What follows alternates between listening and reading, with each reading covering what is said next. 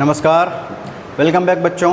एक बार फिर से आप लोगों का स्वागत है आपके अपने चैनल NCERT सॉल्यूशन में। ठीक है, तो पहला वीडियो आप लोगों ने काफ़ी सराहा, उसको काफ़ी अच्छे से देखा, काफ़ी अच्छा लगा मुझे कि पढ़ने में आप लोग अभी भी इतने इच्छुक हैं कि आप पढ़ना चाहते हो। तो इसीलिए आज का आपका जो दूसरा क्लास है उस क्लास को हम लोग कंटिन्यू करेंगे। उससे पहले कि हमारे कुछ बच्चे हैं जिन्होंने कहा था कि हमारा प्रिय बच्चा है एक, उसने कहा था कि सर इकोनॉमिक्स पढ़ा दीजिए अगर हो सके तो पॉसिबल।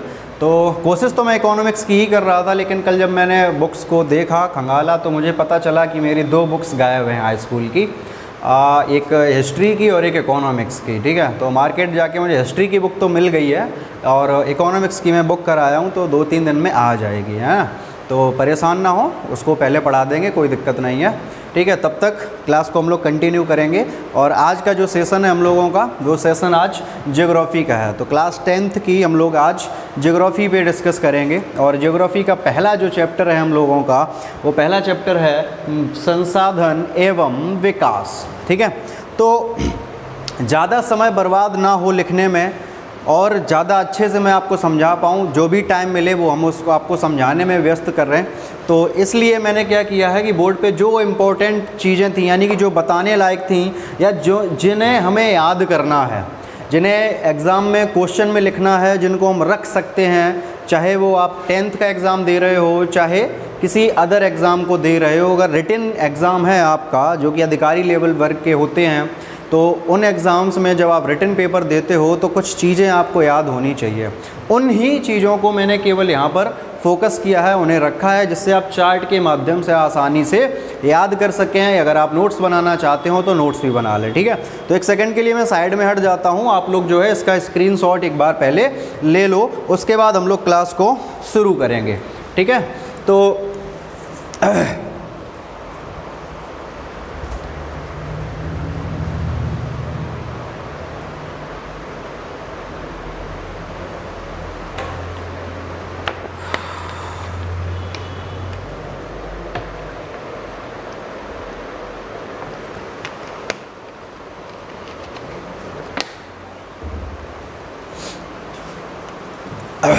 चलिए, तो मेरे ख्याल से आप लोगों ने सभी ने स्क्रीनशॉट ले लिया होगा। इससे आप आसानी से क्या है कि अगर नोट्स बनाना चाहते हो तो बना सकते हो, वरना आप इन पिक्स को भी एक साथ रख सकते हो। वैसे ऐसा होता नहीं है, बहुत कम ऐसा होता है कि पिक्स बनी रहें, क्योंकि जब फ़ोन की मेमोरी फुल होती है तब यही होता है सबसे पहले कि इसी को हटाओ, ये वेस्टेज है। ठीक है, तो नोट्स बनाइएगा प्रॉपर। अच्छी तैयारी के लिए नोट्स बनाने बहुत ज़रूरी है। और आपके अपने खुद के नोट्स पे हमेशा ध्यान रखिएगा, आपके खुद के नोट्स होने चाहिए, आपके अपने तरीके से बनाए हुए। ठीक है, चलिए क्लास को स्टार्ट करते हैं। तो जैसा कि हमने बताया कि पहला टॉपिक है आपका, पहला जो चैप्टर है क्लास 10th SST ज्योग्राफी में, वो है संसाधन एवं विकास। ठीक है, तो सबसे पहले हम लोग बात करेंगे संसाधन की, कि आखिर संसाधन होते क्या हैं, किसे संसाधन कहते हैं, या क्या क्या चीज़ें होती हैं जो कि संसाधन में आती हैं। तो कौन सी चीज़ें संसाधन में आती हैं, वो यहाँ बोर्ड में जितनी भी चीज़ें आपको दिख रही हैं, ये सभी चीज़ें क्या हैं, संसाधन। दूसरी सरल भाषा में अगर हम लोग बात कहें तो ये है एक संसाधन। ये मेरे हाथ में एक मार्कर है, ये आपके लिए क्या है या हमारे लिए क्या है, संसाधन। दूसरा बोर्ड क्या है, संसाधन। तीसरा सबसे सिंपल, मैं क्या हूँ, संसाधन। किसके लिए, आप लोगों के लिए, जो भी बच्चे मुझसे पढ़ रहे हैं उनके लिए मैं क्या हूँ, संसाधन। यानी कि इस तरीके से हम ये भी कह सकते हैं कि मनुष्य भी एक संसाधन ही है। ठीक है, कैसे है आगे हम लोग चर्चा करेंगे। ठीक है, तो संसाधन की अगर हम लोग बात करें तो अगर परिभाषा में इसको ढालने की कोशिश करें तो परिभाषा में होगा कि वे सारी चीज़ें जो मनुष्य के कार्य को आसान करती हैं या मनुष्य उनकी मदद से कुछ फ़ायदा लेता है, अपने कार्य को आसान बनाता है, वो सारी की सारी चीज़ें क्या कहलाती हैं, संसाधन। ठीक है, और अगर हम इस पे चर्चा करें तो हम कह सकते हैं कि प्रकृति में मौजूद सारी वस्तुएं, सारी चीज़ें, सभी की सभी A to Z क्या हैं, संसाधन। लेकिन छोटी क्लास में ये सिखाया जाता है, जब मैं आपको पीछे से क्लास 6-7 में पढ़ाऊंगा वहाँ पर भी एक टॉपिक है संसाधन का।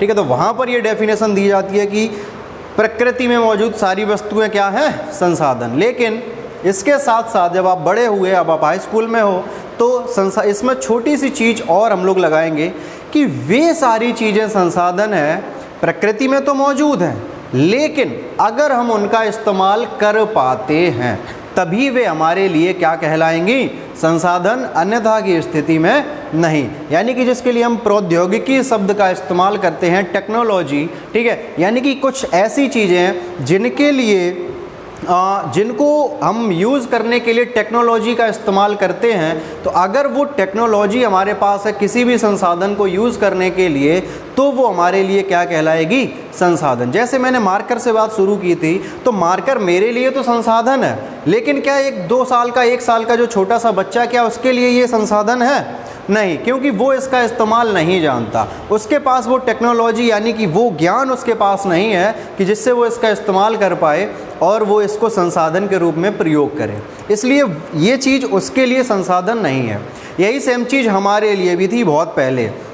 जैसे आज की बात करें, अभी की अगर हम लोग बात करें, तो छोटा सा बहुत पहले आविष्कार हुआ था आग का, है ना, लाइट, ठीक है। तो आग के आविष्कार में क्या था, जब बहुत पहले आग जब थी ही नहीं, लेकिन उत्पत्ति तो तभी पर्यावरण से ही उसकी हुई है, उत्पत्ति हुई, लेकिन उससे पहले हमें उसका ज्ञान नहीं था, तो आग हम तब हमारे लिए संसाधन नहीं थी, लेकिन आज के समय में आग हमारे लिए क्या है, संसाधन है। जैसे बीच में आपने पढ़ा होगा, जब आर्य आए हमारे देश में आए, देश पे आक्रमण किया, लूटा, ठीक है, तो आर्य जब आए तो आर्य घोड़ों पर सवार होकर आए। हिस्ट्री में आपको ये चीज़ें सुनने को देखने को मिलेंगी, ठीक है। तब क्या हुआ, तो आर्य घोड़े पर आए, लेकिन हमारे देश में क्या था कि हम लोग घोड़ों को चलाना, उन्हें कंट्रोल करना नहीं सीख पाए थे, ठीक है। तो जब हम घोड़े नहीं चला पा रहे थे, तो घोड़े हमारे लिए तब तक संसाधन नहीं थे, लेकिन वही घोड़े आर्यों के लिए संसाधन थे। क्लियर है? तो जब हम वो टेक्नोलॉजी, वो ज्ञान, वो तरीका इजाद कर लेते हैं, ढूंढ लेते हैं उन चीज़ों का प्रयोग करने के लिए, तब जाकर वो चीज़ें हमारे लिए संसाधन बनती हैं। इन्हीं बातों के आधार पे ये कैटेगरी की गई है कि संसाधनों के प्रकार की, है ना। अगली हेडिंग है संसाधनों के प्रकार, ठीक है। तो संसाधन बेसिकली यहाँ 4 प्रकार के आपको दर्शाए गए हैं, ठीक है। इन्हीं 4 तरीकों में ये सारी बातें आ जाएंगी जो भी मैंने अभी तक आपसे डिस्कस की है कि संसाधन क्या है, कैसे है, ठीक है। परिभाषा जो आपकी बुक में है, जरा मैं वो भी आपको पढ़ के सुनाए दे रहा हूँ, वो भी बिल्कुल ऐसी है। देखें, कहते हैं कि हमारे पर्यावरण में उपलब्ध प्रत्येक वस्तु जो हमारी आवश्यकताओं को पूरा करने में प्रयुक्त की जाती है और जिसको बनाने के लिए प्रौद्योगिकी उपलब्ध है। प्रौद्योगिकी मतलब टेक्नोलॉजी, ठीक है। जैसे पेट्रोल की अगर हम लोग बात करें, तो वही जब तक मोटर गाड़ी की इजाद नहीं हुई थी, तब तक पेट्रोलियम तो तब भी ज़मीन के अंदर था, है ना, लेकिन तब हमें पेट्रोल की वैल्यू का पता नहीं था, हमारे पास ऐसी टेक्नोलॉजी नहीं थी कि हम पेट्रोल का इस्तेमाल अपने लिए कर पाएँ। तब तक पेट्रोल हमारे लिए संसाधन नहीं था, वो हमारे लिए वेस्ट मटेरियल था। क्लियर है? लेकिन आज पेट्रोल हमारे लिए एक संसाधन है। क्लियर है? चलिए, तो अब हम लोग बात करेंगे संसाधन के प्रकार की। तो टोटल 4 प्रकार हैं। सबसे पहला है उत्पत्ति के आधार पर, दूसरा समाप्यता के आधार पर, तीसरा स्वामित्व के आधार पर, और चौथा है विकास के स्तर के आधार पर। बारी बारी से हम लोग इसकी चर्चा करेंगे, अच्छे से पढ़ने की कोशिश करेंगे। कोशिश मेरी यही रहेगी कि आपको चीज़ें साथ साथ में याद होती चलें। ध्यान से पढ़िएगा, ज़रूर कोशिश करें कि ईयरफोन लगा के पढ़ें, तो कंसंट्रेशन आपका बना रहेगा और अच्छे से चीज़ें आपको याद भी होंगी, ठीक है। अगर एक बार पढ़ने के बाद आपको याद हो जाता थोड़ा बहुत, तो आप वीडियो को दोबारा 4 बार देखें, तो आपको चीज़ें याद हो जाएंगी, टाइम कम लगेगा, अच्छे से याद होंगी, लंबे समय तक याद रहेंगी। वहीं पढ़ने की अपेक्षा सुनना थोड़ा ज़्यादा आसान होता है और याद करना भी उससे काफ़ी लंबे समय तक चलता है, ठीक है। चलिए, तो उत्पत्ति के आधार पे सबसे पहली कैटेगरी हम लोगों ने की है। उत्पत्ति मतलब पैदा होना, ठीक है, कि चीज़ें जो हमारे संसाधन हैं उनके पैदा होने के आधार पे हम लोगों ने एक पहली कैटेगरी बनाई है कि संसाधन किस हिसाब से पैदा होते हैं, ठीक।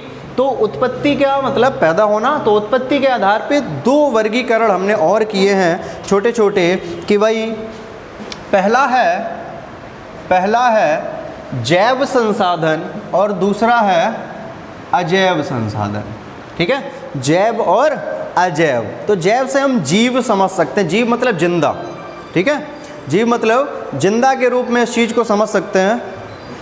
तो यानी कि जैव संसाधन और अजैव संसाधन दो वैरायटी हम लोगों ने बनाई, किसके अंदर? उत्पत्ति के आधार पर। ठीक है, अब हाँ ठीक है, तो जैव संसाधन में वो सारी चीज़ें आएंगी जो जीवित है। ठीक है, यानी कि जिनमें जान है और वो हमारे संसाधन के रूप में प्रयुक्त हो सकते हैं। कौन है सर? ठीक है, तो हाँ, तो जो चीज़ें जीवित हैं उनके बारे में उसकी एक कैटेगरी बनाई गई है जैव संसाधन, जीवित संसाधन। दूसरा है अजैव, यानी कि जिसमें जान नहीं होती, जो और जान होना या ना होना किस तरीके से हम लोग तय करते हैं, तो साइंस में आपने पढ़ा होगा, जो सांस लेते हों, वृद्धि करते हों, वो जैविक होते हैं, जीव होते हैं, जिंदा रहते हैं, जिंदा होते हैं।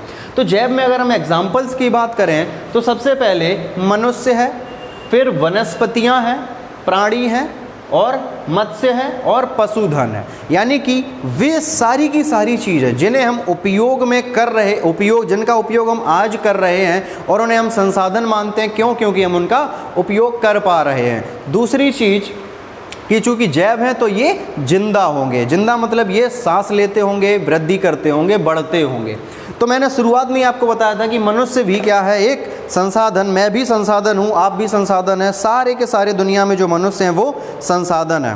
ठीक है, किसी महापुरुष ने कहा था कि जिस देश की जनसंख्या जितनी ज़्यादा होगी वह देश उतनी ही ज़्यादा तरक्की करने के चांस होंगे। बस कंडीशन है कि उस देश को चलाने वाले उस देश की जनता को बोझ ना समझें। ठीक है, बोझ मतलब अब देखिए, चाइना और हमारी दोनों की जनसंख्या ऑलमोस्ट बराबर है मेरे ख्याल से। तो अब लगभग सा हो सकता है, अगर आगे जनसंख्या हो, जब गणना होगी 21-22 में, ठीक है, तब तक हम लोगों की जनसंख्या चाइना की जनसंख्या से ज़्यादा हो चुकी होगी। क्यों? उसका एक कारण है कि देखिए, चाइना ने अभी एक कानून बनाया था कि एक बच्चा, ठीक है, या जिसे एक से ज़्यादा बच्चे चाहिए, वो कानूनी पूरी प्रक्रिया पूरी करेगा, परमिशन लेगा, और उसकी अगर औकात होगी उस चीज़ की तो तब भी वो 2 बच्चे कर सकता है, अन्यथा के केस में नहीं, केवल एक बच्चा। तो उन्होंने ऐसा कानून बना दिया, उसको चलाते रहे और उसको फॉलो भी बहुत अच्छी तरीके से किया गया। तो कहीं ना कहीं उनकी जो विकास दर थी, वृद्धि दर थी, वो कहीं ना कहीं रुकी या धीमी हुई, लेकिन हमारी जो वृद्धि थी वो लगातार उसी तेज़ी से बढ़ती रही। तो अगर अंदाज़ा लगाया जाए तो हमारी जनसंख्या आज के समय में टॉप पर होनी चाहिए। ठीक है, तो अब हमारी जनसंख्या जब ज़्यादा है और मनुष्य की जनसंख्या ज़्यादा है, तो मनुष्य भी अगर संसाधन है तो सही से अगर हमारा इस्तेमाल किया जाए तो हम अपने देश को और अपने आप को बहुत आगे ले जा सकते हैं, जो कि चाइना ने करके दिखाया। ठीक है, मनुष्य संसाधन कैसे है ज़रा इस पर भी देख लेते हैं। भाई, मैं संसाधन आपके लिए कैसे हूँ? आप मेरा उपयोग कर रहे हो, मेरे से फ़ायदा ले रहे हो। क्या फ़ायदा ले रहे हो? कि आपको जो जानकारी चाहिए वो जानकारी कौन दे रहा हूँ? मैं दे रहा हूँ। ठीक है, फिर आप भी संसाधन है। आप जब हमसे पढ़ लिख लोगे, ठीक है, आगे चल के आप नौकरी करोगे, अपना बिजनेस करोगे, अधिकारी बनोगे, कुछ भी करोगे, तो करने के बाद क्या करोगे? आप पैसा लोगे अपने काम करने का। ठीक है, काम करने का पैसा लिया आपने तो पैसे में भी बढ़ोतरी हुई, आपकी भी और आपके देश की भी। अब आप संसाधन किस किस के लिए बन गए? अगर आप सरकारी नौकरी करते हो तो सरकार के लिए, पब्लिक के लिए और अपने माँ बाप के लिए भी, आप सभी के लिए संसाधन हो गए। वो सभी आपका उपयोग कर रहे होंगे। तो यही होता है, जब आप कंपनियों में जाते हो तो कंपनी में भी आप एम्प्लॉय ना कहकर अगर आपको संसाधन नाम से बुलाया जाए तब भी बिल्कुल कोई बुराई नहीं है। तो आप भी क्या हैं? संसाधन। कंपनी भी आपसे क्या ले रही है? फ़ायदा। आपसे काम ले रही है, उसके एवज में आपको पैसा दे रही। तो सभी लोग अगर काम करेंगे, ठीक है ना, सभी को कोई ना कोई काम मिलेगा, सभी लोग अगर कुछ ना कुछ कार्य करेंगे तो देश में भागीदारी तो उनकी बढ़ेगी ही। ठीक है, जिससे देश तो तरक्की करेगा ही करेगा, आप भी तरक्की करेंगे। तो मनुष्य भी संसाधन है। वनस्पति आप जानते ही होंगे, पेड़ पौधे, जितनी वनस्पतियाँ आपने बाबा रामदेव को सुना, जानते होंगे बहुत अच्छी तरीके से। तो वनस्पतियों का उनसे बढ़िया उपयोग कोई नहीं कर पाया अभी तक। उन्होंने बहुत सारी जड़ी बूटियाँ, उनसे दवा बनाई है, बहुत अच्छी अच्छी चीज़ें। रिसेंटली उन्होंने दावा भी किया कि कोरोना की भी दवा उन्होंने ईजाद कर ली है। ठीक है, वो जो भी हो, तो वनस्पति जात वो भी सांस लेती है, वृद्धि करती है। प्राणी जात में हम सभी लोग आ जाते हैं। मत्स्य जीवन में मछलियों की अगर हम लोग बात करें तो मछलियों से भी बहुत सारे फ़ायदे हम लोग लेते हैं। जो तटीय राज्य हैं, भारत के जो तटीय राज्य हैं, केरल, तमिलनाडु वगैरह, तो इन तटीय राज्यों में क्या होता है? मछलियों का उत्पादन या मछलियों से बहुत सारे करोड़ों लोगों की जीविका चलती है। और वहाँ का जो फेमस खाना है वो भी क्या है? मछली। तो जीविका भी चल रही है, भोजन भी मिल रहा है, तो कहीं ना कहीं हमारे लिए क्या है? संसाधन। पशुधन। ठीक है, पशुधन पे अगर हम लोग बात करें, पशु में हमारे गाय, भैंस, बकरी, सूअर, भैंसा, गधा, ये घोड़े, ये सारी की सारी चीज़ें क्या हमारे पास पशुधन के रूप में। इन सभी से हम कहीं ना कहीं फ़ायदा ले रहे हैं। भैंस पालते हैं, गाय पालते हैं, बकरी पालते हैं, दूध मिलता है, मांस मिलता है।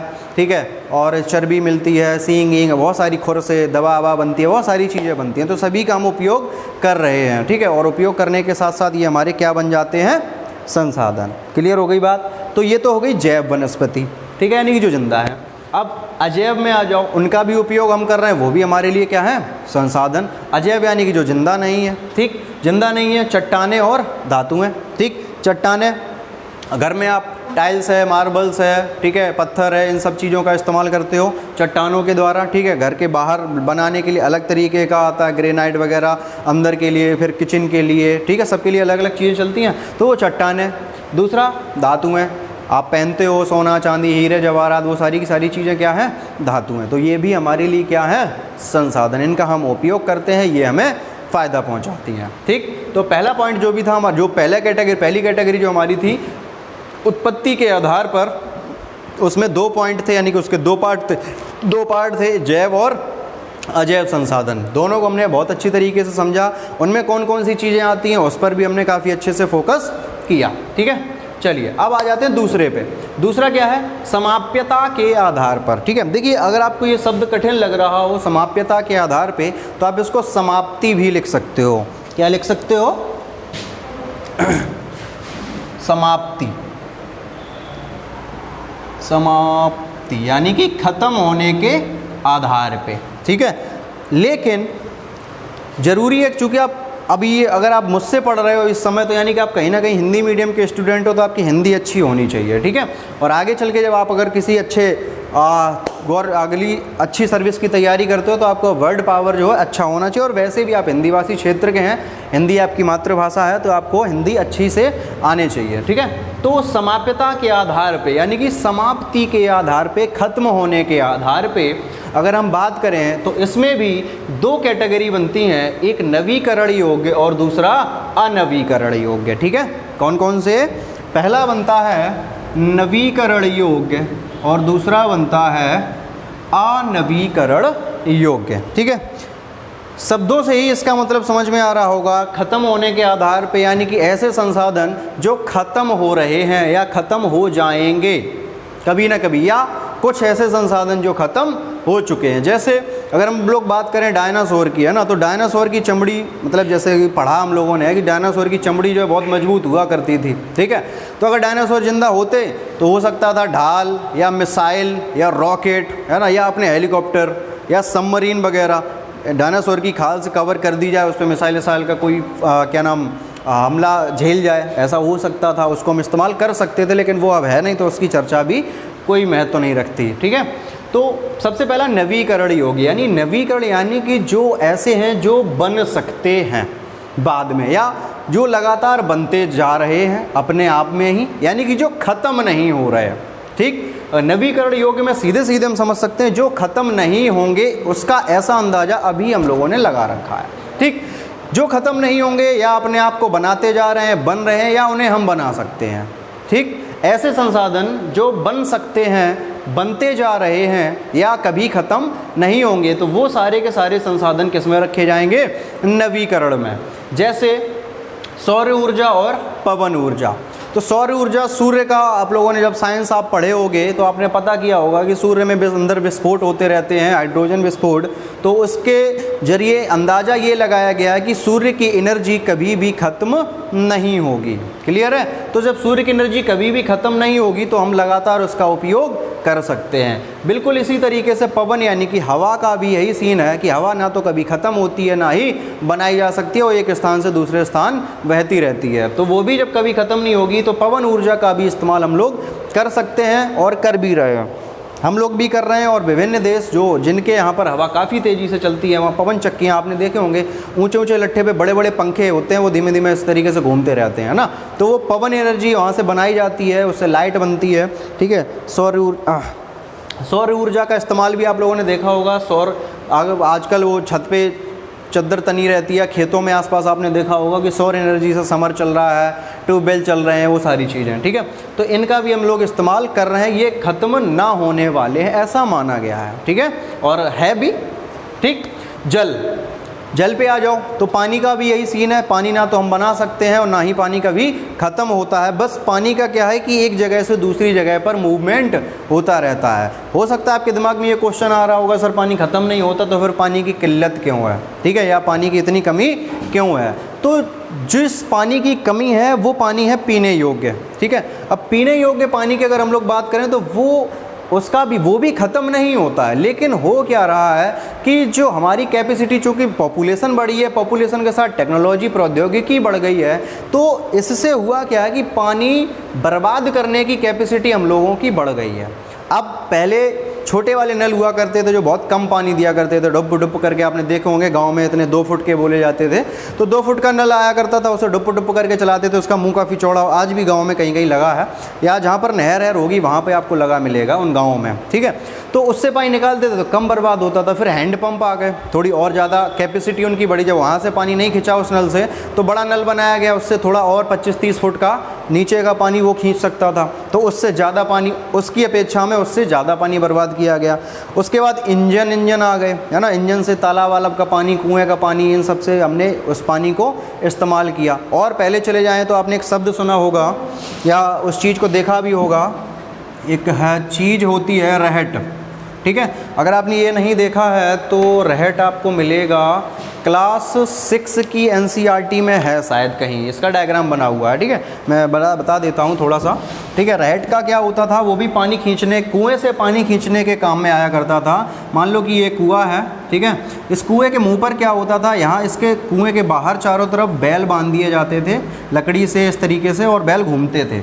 जब बैल घूमते थे तो यहाँ पर एक टरबाइन जैसा चीज़ उपयोग किया जाता था, टीन के डब्बे काट के एक बड़ा सा गोल बनाया जाता था जो कुएं के पानी के तल तक पहुंचता था। तो वो इस तरीके से जब घूमता था ऐसे ऐसे करके, तो नीचे से ऐसे ये डब्बा है, ये है डब्बा, मान लो ये कैप, ठीक है। तो ये मान लो अभी ऐसा है, अब ये ऐसे ऐसे करके नीचे जाएगा, नीचे गया तो यहाँ पे आया, यहाँ पानी है, पानी इसमें भर गया, ये इस तरीके से ऊपर आया, ऊपर आके जब ये बिल्कुल इसके आगे एक पनारा लगाया जाता था, उसमें इस तरीके से पानी गिर जाता था, तो रहट से पानी खींचा जाता था। तो बहुत छोटी खेती करने के लिए बहुत ज़्यादा समय लगता था, ठीक है। तो इन चीज़ों को बढ़ाने के लिए क्या किया गया, रहट ख़त्म हुआ, नल आए, नल के बाद हैंडपम्प आए, हैंडपम्प भी ख़त्म हो गए। फिर अब क्या चल रहा है अपने पास, समर, ठीक है, समर सेबिल चल रही। समर सेबिल आप जानते ही होंगे, 1 गिलास पानी निकालने के लिए लोगों ने बटन दबाया, उसके बाद चला के भूल गए, पानी बहता रहा, टंकियों 500, 600, 1000 लीटर पानी ऐसे ही फैल गया, बर्बाद हो गया। और इस वजह से क्या हो रहा है कि हमारी ज़मीन से पानी निकालने की जो कैपेसिटी है वो बढ़ गई, तो हम उपयोग ज़्यादा करने लगे, ज़रूरत से ज़्यादा भी उपयोग हो रहा है। आजकल लोग गाड़ी वाड़ी धोने के लिए खड़े हैं अपने, तब तक चाचा आ गए हो, चाचा हाँ और बताओ चाचा क्या हाल है, वो गाड़ी में समर चल रहा है, ठीक है। तो ये सारी चीज़ें हैं, तो हमने उपयोग उसका बढ़ा दिया। अब उपयोग बढ़ गया तो जो पानी हमने ज़मीन से बाहर फेंक दिया, तो जो पानी ज़मीन से बाहर फेंक दिया वो पानी वापस ज़मीन में जाएगा, कितना जाएगा, इसकी सियोरिटी या इसकी कोई भी टेक्नोलॉजी हम लोगों ने अभी बहुत अच्छी तरीके से डेवलप नहीं कर पाई।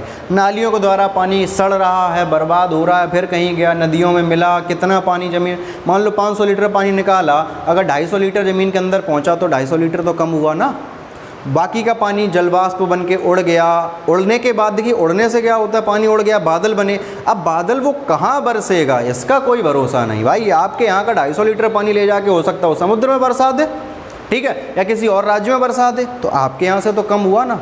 तो उन राज्यों में पानी कम है जहाँ पर पानी खींचने की क्षमता उनकी बढ़ गई, पानी का उपयोग ज़्यादा हो गया, और सही व्यवस्था ना होने की, जैसे वाटर हार्वेस्टिंग आजकल बड़ा चल रहा है कि ज़मीन में आप गड्ढा कर लो बहुत गहरा सा, तो आपका जो वेस्टेज पानी है वो डायरेक्ट पानी ज़मीन के अंदर पहुंच जाएगा, तो आपके उपयोग के लायक फिर से हो जाएगा, ठीक है। तो वाटर हार्वेस्टिंग चल रही है आजकल, प्रक्रिया चल रही है उसकी, लोग करवाते हैं लेकिन काफ़ी कॉस्टली है, इसलिए कोई करवाता नहीं है।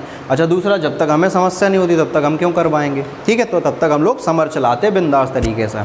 चलिए खैर कोई बात नहीं, तो जल हो गया है ना, फिर वन, जंगल हो गए, जंगल का भी उपयोग हम लोग करते हैं, जंगल भी बनते रहते हैं अपने आप, और हम उनको काटते रहते हैं। हम लोग भी पेड़ लगा रहे हैं, कोशिश कर रहे हैं, सरकार दे, सभी लोग कोशिश कर रहे हैं कि जंगल लगाए जाएं, इसलिए एक डिपार्टमेंट भी बनाया गया है, फॉरेस्ट, ठीक है, वन विभाग करके एक डिपार्टमेंट है पूरा, जो इसका काम ही यही है कि पौधे लगाइए, जहाँ पर भी जगह मिले और पौधे लगाइए। तो वन भी हम बना सकते हैं, ख़त्म भी कर सकते हैं, ख़त्म, ठीक है। वन्य जीव भी नवीकरणीय योग्य संसाधन में है, क्योंकि वन्य जीवों का भी क्या है, ये भी क्या करते हैं, आगे बढ़ते रहते हैं, हम इनका उपयोग करते रहते हैं, ख़त्म करने की कोशिश करते हैं, और ये भी आगे बढ़ रहे हैं धीमे धीमे। आपने सुना होगा टाइगर वाइगर वगैरह, ये सब क्या है, ख़त्म होने की कगार पे आ गए हैं, तो अब इनका हमने क्या किया, इनको रोक दिया है, इनका जो शिकार था उसको रोक दिया, शिकार पे पाबंदी लगा दी। तो अब ये धीमे धीमे बढ़ेंगे, जब बहुत ज़्यादा हो जाएंगे तो फिर से शिकार होने लगेगा। ठीक है, चलिए, तो ये थे नवीकरणीय योग्य संसाधन। आ जाते हैं अगला, अनवीकरणीय योग्य संसाधन।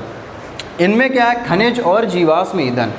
अनवीकरण यानी कि जो बन नहीं सकते, या यूं कहें कि जब वो बनेंगे उन्हें बनने में इतना ज़्यादा समय लगता है कि हम उन्हें ये मान लेते हैं कि वो बनेंगे ही नहीं दोबारा। कैसे, ज़रा देखते हैं।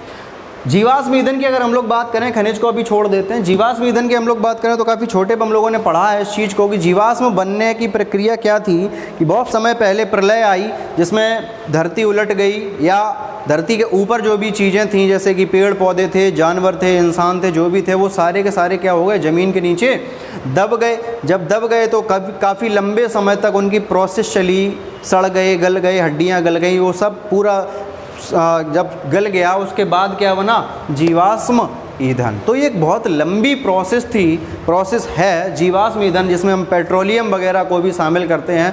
पेट्रोलियम से ही सारे संसाधन, पेट्रोल, डीजल, केरोसिन, मोबी ऑयल, ये सारी चीज़ें किससे निकलती हैं, पेट्रोलियम से। उसी को हम लोग क्या बोलते हैं, जीवाश्म ईंधन। ठीक है, तो जीवाश्म ईंधन बनने की प्रक्रिया इतनी लंबी है कि हमने उसको ये मान रखा है या ये मान के चले कि वो बनेंगे नहीं, क्योंकि हो सकता है अगर मान लो 1 लाख साल बाद अगर वो बनेंगे तब तक पता नहीं क्या से क्या हो जाएगा।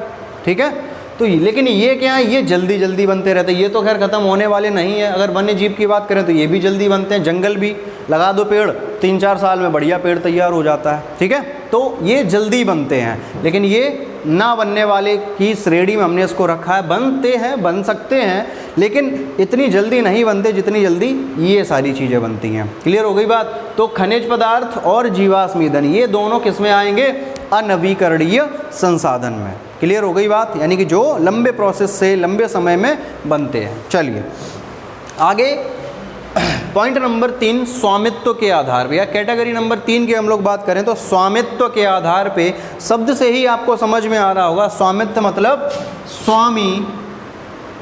स्वामी या मालिक।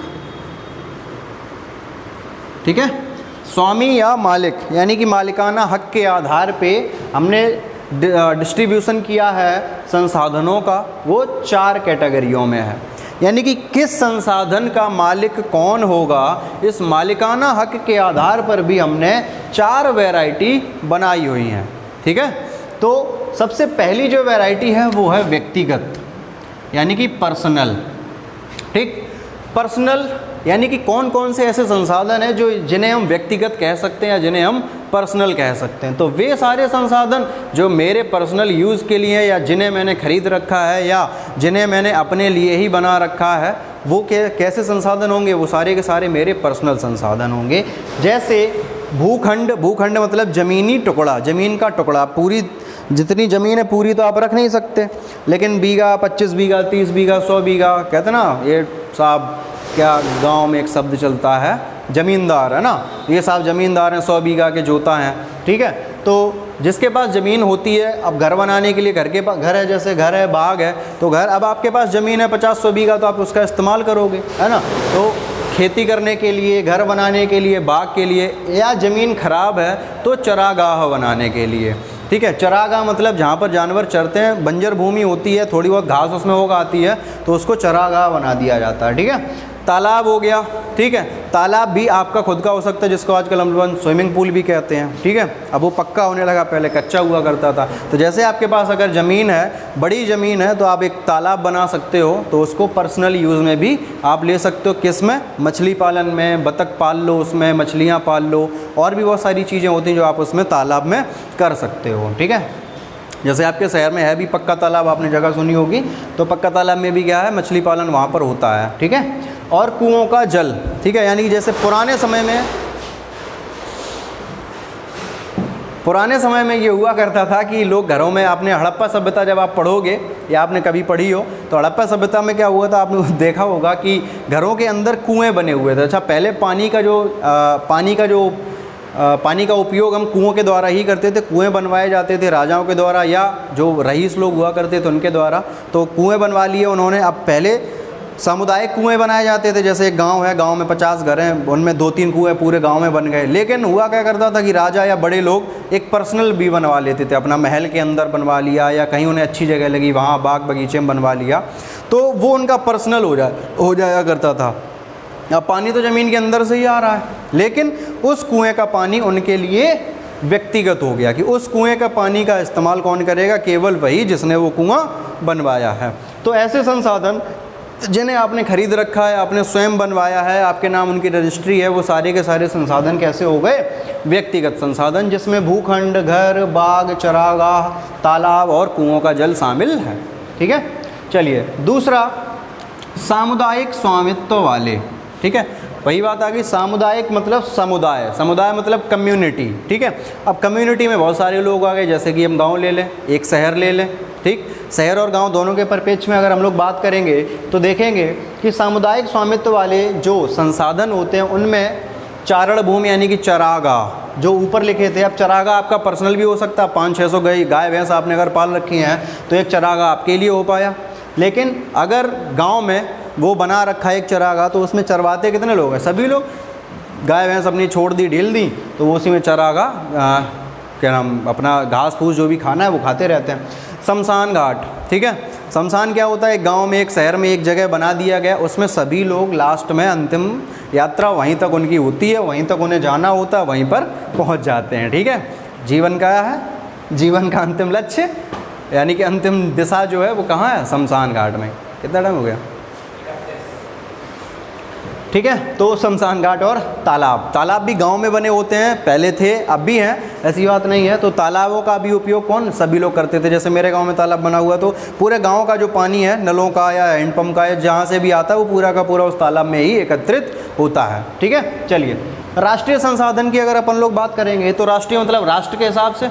अच्छा, अब देखिए आपने जो ऊपर दोनों संसाधन पढ़े हैं, व्यक्तिगत और सामुदायिक, ये दोनों ही संसाधन राष्ट्रीय संसाधन हो सकते हैं या हैं। ठीक है, कैसे, आपके घर पे सरकार कभी भी कब्जा कर सकती है, भले आपके नाम रजिस्ट्री बनी रहे, वो आपको उसके डबल दाम तिबल दाम देगी। जैसे आपने अभी देखा होगा कि हाईवे निकला है ना अपने यहाँ से, एक्सप्रेस वे जिसको बोला गया है ना, या यमुना एक्सप्रेस वे आगरा लखनऊ। ठीक है, तो एक्सप्रेस वे में बहुत सारे लोगों की ज़मीनें चलेंगी, चूँकि उनके नाम रजिस्ट्री भी थी, पट्टे भी थे, सब उनका ही था। ज़मीनों पे खेती जमाने से वो कर रहे थे, लेकिन सरकार को जब वहाँ से प्रोजेक्ट पास करना पड़ा तो सरकार ने उन ज़मीनों को ख़रीदा और वो आपको देनी थी, वो चॉइस नहीं थी, वो देनी ही थी, वो मजबूरी थी। आप ऐसा नहीं कह सकते नहीं साहब हम ना दे रहे अपनी ज़मीन, ये तो मेरे नाम पे है। तो सरकार का ये अधिकार है कि वो आपसे वो ज़मीन ले सकती है, वो आपको दाम दे रही है, उसकी रकम दे रही है, ज़्यादा भी देती है, कभी कभार कम भी देती है।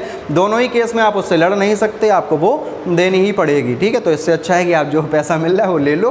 ठीक है, खैर, तो जो ये दोनों संसाधन थे वो राष्ट्रीय संसाधन में आएंगे, हो सकते हैं। अब राष्ट्रीय संसाधन पर्टिकुलर की बात करें तो क्या होते हैं, जैसे सड़कें बना दी, ये राष्ट्रीय हो गई। ठीक है, नहरें हैं, रेल लाइन है, खनिज पदार्थ, और ये लास्ट में लिखा है 12 समुद्री मील। ठीक है, समुद्री मील को नॉटिकल मील भी बोला जाता है। 12 समुद्री मील का मतलब हो गया 2.2 किलोमीटर। ठीक है, यानी कि 22.2 किलोमीटर की दूरी। ये क्या होती, जरा इसको समझ लें। जैसे हमारा ये दक्षिणी भारत, ठीक है, ये दक्षिणी भारत, चूँकि यहाँ पर सभी में पूरे में समुद्र बसा हुआ है भाई। ठीक है, यहाँ से दूर दूर तक क्या है, समुद्र ही समुद्र है। ठीक है, अब इस समुद्र में होता क्या, इस समुद्र में भी तो पदार्थ हैं, इस समुद्र में भी संसाधन है। इस समुद्र के पानी का उपयोग हम लोग कर सकते हैं बिजली बनाने में। इस समुद्र के पानी का अगर हम लोग टेक्नोलॉजी डेवलप कर लें तो इस समुद्र के पानी को हम पीने लायक भी बना सकते हैं, तो पीने में भी इसका इस्तेमाल कर सकते हैं।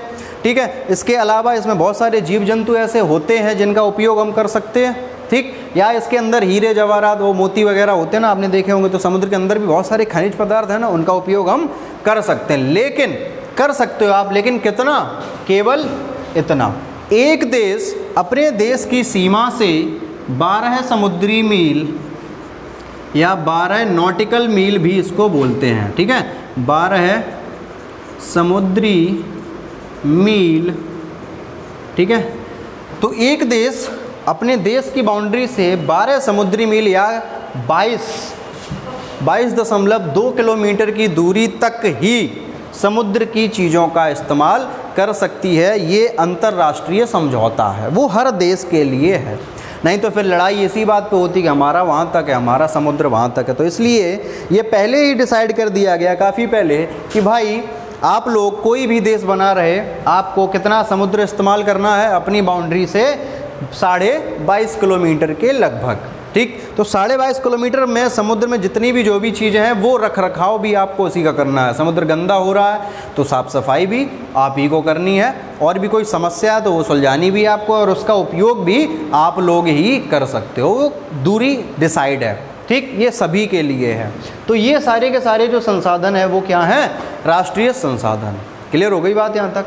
अब अंतर्राष्ट्रीय संसाधनों की अगर हम लोग बात करें तो अंतर्राष्ट्रीय संसाधन में लिखा है मैंने यहाँ पर 200 समुद्री मील, यानी कि ये 12 समुद्री मील तो ये हो गया, ठीक है। उसके बाद जो भी समुद्र बचता है, ठीक है, यानी कि 200 समुद्री मील, इसके बाद भी काफ़ी बॉन्ड है आगे आगे चल के, ठीक है। 12 समुद्री मील तो पर्टिकुलर हर देश का है ही, उसके आगे भी आप उसको एक्सटेंड करवाते हैं या बढ़ जाता है, आपको रख रखाव के लिए दिया जाता है, उसका उपयोग के लिए दिया जाता है।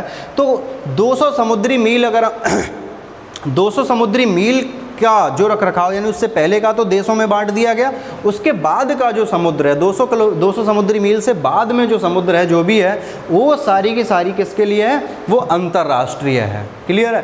अंतर्राष्ट्रीय में मतलब वो सभी लोगों का है, लेकिन दिया किसी किसी को ही जाता है। यानी कि अंतर्राष्ट्रीय जो संस्था है उससे आपको बात करनी होगी, प्रस्ताव रखने होंगे कि सर हम इसका इस्तेमाल इस तरीके से करना चाहते हैं। वो सोचेंगे, विचारेंगे, अगर उन्हें लगता है और देश सहमति देते हैं, बाकी के देश अगर सहमति देते हैं, तब आपको उस समुद्र का या उस जगह का उपयोग करने को आपको तब मिलेगा। बाकी का समुद्र पूरा कहाँ पे है, अंतर्राष्ट्रीय। ये उसका रख रखाव रखते हैं, उसके जो संसाधन होते हैं वो इनके लिए होते हैं, लेकिन वो इसमें कुछ करते नहीं हैं, वो सभी देशों के बीच डिस्ट्रीब्यूट कर दिए जाते हैं। जिसको जैसी रिक्वायरमेंट होती है, जितने समय के लिए होती है, वो इन्हें देशों को बांट दिए जाते हैं। क्लियर हो गई बात। चलिए लास्ट है नंबर 4, विकास के स्तर के आधार पे, ठीक है। यानी कि अब संसाधन सबसे अंतिम चौथी कैटेगरी जो है वो है विकास के स्तर के आधार पर। इसमें अगर हम लोग बात करेंगे तो देखिए सबसे पहला है संभावी संसाधन, ठीक है ना, यानी कि जिनकी संभावना है, ठीक। ये जो विकास के स्तर पे जो जितने भी संसाधन हैं, इन्हें आप जब समझोगे तो ये कुछ ऐसे संसाधन हैं जो हैं नहीं, ठीक है। देखते हैं कैसे। संभावी संसाधन यानी कि जिनकी संभावना है होने की। जैसे मैंने यहाँ पर लिख रखा है कि राजस्थान गुजरात में पवन और सौर ऊर्जा की संभावना है, लेकिन राजस्थान और गुजरात दोनों गर्म क्षेत्र हैं, वहाँ पर क्या हवा और गर्मी दोनों ही काफ़ी तेज़ी से रहती है। तो वहाँ पर हम क्या कर सकते हैं, सौर ऊर्जा और पवन ऊर्जा का इस्तेमाल कर सकते हैं, लेकिन अभी वहाँ पर इतना इन्वेस्टमेंट नहीं किया गया है कि वहाँ पर हम इन चीज़ों का उपयोग कर सकें, या दूसरे शब्दों में हम कहें कि वो टेक्नोलॉजी, वो प्रौद्योगिकी हमारे पास अभी नहीं है कि हम इनका इस्तेमाल करें। ऐसा नहीं है कि भारत में पवन ऊर्जा और सौर ऊर्जा का इस्तेमाल नहीं होता है, लेकिन इन जगह पर अभी नहीं हो रहा। तो ये हमारे लिए अभी संभावी हैं। भविष्य में, निकट भविष्य में हमें आवश्यकता जब पड़ेगी, या यूँ कह सकते हैं कि इनकी अभी हमें आवश्यकता भी नहीं है, ठीक। तो जब हमें इनकी आवश्यकता पड़ेगी तब हम इसका भी उपयोग कर सकते हैं। क्लियर हो गई बात भाई यहाँ तक। तो संभावी संसाधन कौन कौन से क्या होते हैं। संभावी संसाधन यानी कि जिनकी संभावना है, उन्हें हम कर सकते हैं, बना सकते हैं, हमें अभी उनकी आवश्यकता नहीं है, या अभी हमारे पास वो टेक्नोलॉजी नहीं है कि जिनको हम उपयोग में लाएं, तो वो हमारे पास अभी स्टोर में पड़े हुए हैं कि हम इनका उपयोग आगे भविष्य में करेंगे जैसी जैसी हमें ज़रूरत पड़ेगी। क्लियर है। विकसित संसाधन, ठीक है। तो विकसित संसाधन और संभावी संसाधन दोनों ही लगभग एक जैसे आपको लगेंगे सुनने में और देखने में। विकसित संसाधन भी वही है कि जिनका विकास तो हो चुका है, जो हैं हमारे पास, लेकिन उनका भी उपयोग हमने अभी तक नहीं किया। इनका उपयोग हम कर सकते हैं, अभी चाहे तो अभी कर सकते हैं, क्योंकि पवन ऊर्जा, सौर ऊर्जा बनाने में बहुत बड़ा इन्वेस्टमेंट नहीं है। सरकार चाहे तो वो कर सकती है, या छोटे स्तर पर उसको शुरुआत कर सकती है। लेकिन विकसित जो संसाधन है वो ऐसे संसाधन है जिनकी अभी हमारे पास प्रौद्योगिकी या टेक्नोलॉजी हमारे पास अभी नहीं है। प्रौद्योगिकी, इनका हम उपयोग नहीं कर रहे, ठीक। और इसकी हमारे पास प्रौद्योगिकी नहीं है। तो जिन संसाधन जो हमें ढूंढ तो लिए हुए हमने कि ये भी हमारे लिए संसाधन का काम कर सकती हैं चीज़ें, ठीक है। नाम याद नहीं आ रहा,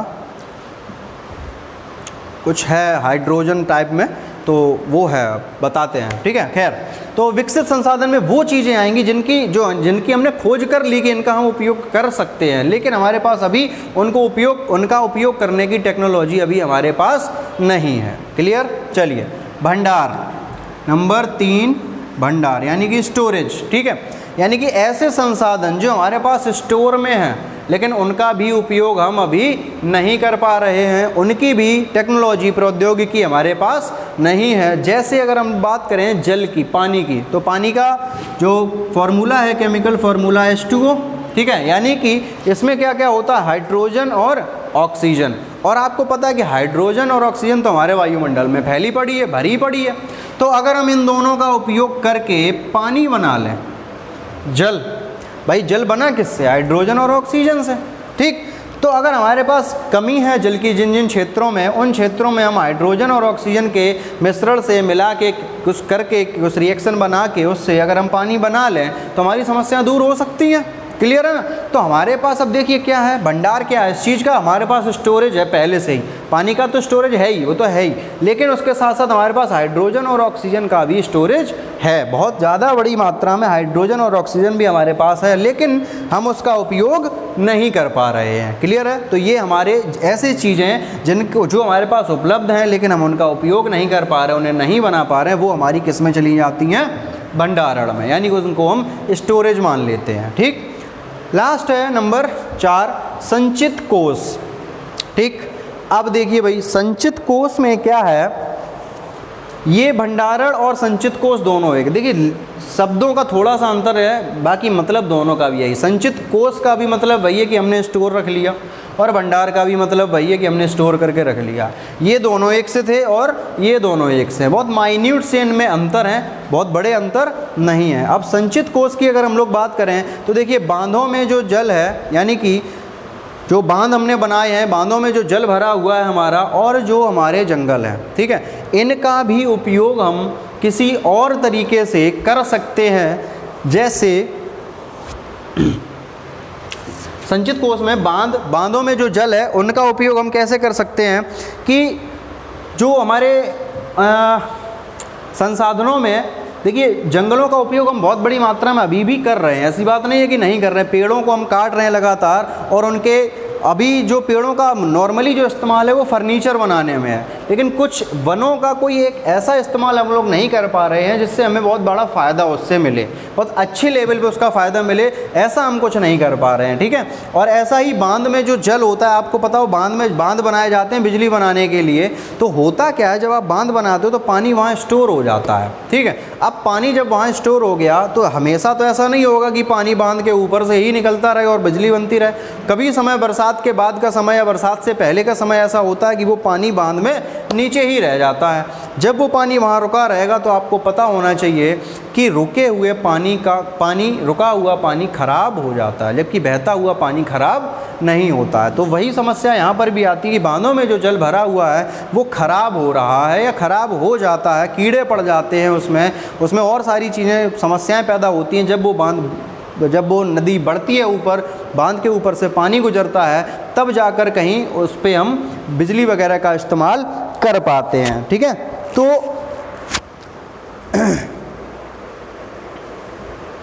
ठीक, तो इनका उपयोग हमें और किस तरीके से करना है या हम कर सकते हैं, क्योंकि इन दोनों को अभी अगर हम माने जल और वन दोनों का उपयोग हम कुछ बहुत अच्छे तरीके से नहीं कर पा रहे हैं, इसलिए इन दोनों का उपयोग हम किस और तरीके से कर सकते हैं या किन किन और चीज़ों में कर सकते हैं वो अभी तक हमें ज्ञात नहीं है। इसलिए इन दोनों को, चूँकि इनके भंडार हैं हमारे पास, इसलिए इन दोनों को हमने अभी किस में रख रखा है, संचित कोष में। क्लियर है यहाँ तक बात। तो सारी चीज़ें मेरे ख्याल से आप लोगों को समझ में आ गई होंगी। ठीक है। और कैसा लगा आप लोगों को पढ़ने में, अच्छा लगा, सही लगा, समझ में आया या नहीं आया, सारी बातें आप हमें बताइए। वैसे आज ये पूरा ब्लैक दिख रहा है आपको, मैंने मार्कर मंगाए थे, मैंने सोचा कि लिखना है तो कलरफुल मार्कर से थोड़ा लिखें तो अच्छा लगेगा, तो लेकिन हुआ क्या कि आपको पता है लॉकडाउन की वजह से बहुत समय तक दुकानें बंद रहीं तो माल पड़ा पड़ा ख़राब हो गया, तो 2 मार्कर हम लेके भी आए तो दोनों मार्कर ख़राब निकले, ठीक है। तो इसलिए फिर हमें मजबूरी में इसी से इस्तेमाल करना पड़ा। अभी हम फिर से तलाशेंगे कहीं अच्छी दुकान पे, तो अच्छा अगर मिल जाता है तो हम आगे क्लास जो रहेगी वो कलरफुल मार्कर से करेंगे, ठीक है। तो अभी कैसा लगा आप लोगों को, उसका रिस्पांस आप ज़रूर दें, और क्या डेवलपमेंट मैं कर सकता हूँ इसमें आप लोग उसके भी सजेशन दीजिए। बाकी मैं तो अपनी तरफ से पूरी कोशिश यही करूँगा कि अच्छे से अच्छा आपको पढ़ाया जाए, ऐसा पढ़ाया जाए कि आपको याद होता रहे, आप प्रॉपर नोट्स बनाते रहिए, मेहनत करते रहिए मेरे साथ और जुड़े रहिए NCERT सॉल्यूशन पर, ठीक है। अभी नहीं सर, रुक जाओ थोड़ी देर, ठीक है। तो हाँ, और अपने दोस्तों को भी बताते रहिएगा कि चैनल चल रहा है, पढ़ाई चल रही है, उस पर अच्छे से पढ़ते रहें, और उन्हें ज़रूर बताइएगा जो लोग तैयारी कर रहे हैं किसी भी एग्ज़ाम की, सरकारी एग्ज़ाम की, गवर्नमेंट एग्ज़ाम की अगर तैयारी कोई भी कर रहा है तो उन्हें भी बताइए, क्योंकि ये सारी की सारी चीज़ें उनके लिए भी बहुत महत्वपूर्ण हैं। चूँकि मैं 6 से 12 तक की NCERT पढ़ाऊंगा, तो जो 10th में है उनके लिए तो यहीं तक 10th का पोर्शन ख़त्म हो जाएगा, ठीक है। लेकिन जो 6 से 12 जो तैयारी कर रहे हैं उन्हें पूरी 6 से 12 कवर करनी होगी, ठीक है। तो चलिए मिलते हैं अगली क्लास में आपसे, तब तक के लिए नमस्कार। रुक जाना सर, रुक जाना, अभी स्क्रीनशॉट के लिए छोड़ दें, स्क्रीनशॉट ले सकते हो आप लोग बच्चे। और